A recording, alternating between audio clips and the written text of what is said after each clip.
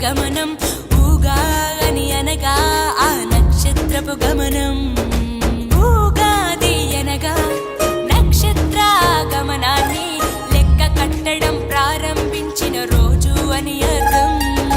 తెలుగు జాతికిది శ్రీకారం ఇదే కొత్త మన సంవత్సరం